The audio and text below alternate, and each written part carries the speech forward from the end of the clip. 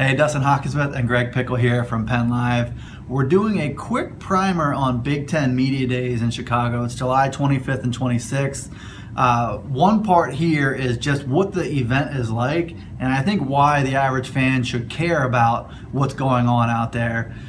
First of all, it's not Super Bowl Media Day, but there is some circus-like element to it, because anytime you get local media, some from smaller places than others, there's room for somebody to have a credential. You're not quite sure why. So there's some weird stuff that happens, but just in general, you got 2 days, teams are spread out across 2 days, media scrums. What productive comes out of it? Why should people care? Absolutely. I think first you get to find out a little bit of the conference direction. You know, one of the things a lot of people skip, but the most news comes from, is on the second day, Jim Delaney talks, and also Bill Carolla, the director of officials. So when you sit at home in 5 months from now and you don't understand why a targeting ejection happened or something, it probably was talked about at a media day like the Big Ten. So those are interesting. There's also the television revenue is Yep. something to watch this year. Especially for Penn State, since it's always looking for new revenue streams. Obviously, with everything that's going on, they're always looking for ways to jack up the amount of money they have, and that's also as much a part of it as anything. If they get enough,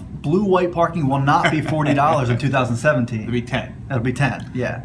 No, we don't know about that yet. But honestly, from a Penn State perspective, I think you get a lot of interesting things floated around, because as you mentioned, you get people that come in that don't cover Penn State, that don't know as much about the program as maybe you watching at home or we do, and they want to know things that maybe you don't think of, or maybe you're so close to it that you think you know it, and then James Franklin, one of the players on hand, gives an answer that maybe you hadn't thought of before. So I think that's sort of the big takeaway from it as well. And then the other part of this that's still a little strange to me is the Big Ten does not do a preseason poll of its own. I would venture to say that all the other conferences do.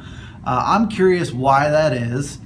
But there will be on PennLive and elsewhere. Doug Lemarese, who's from this area, from Palmyra originally, works at Cleveland.com, covers Ohio State. He does this thing independently, pulls together votes from media members, and comes up with a predicted order of finish. Yeah.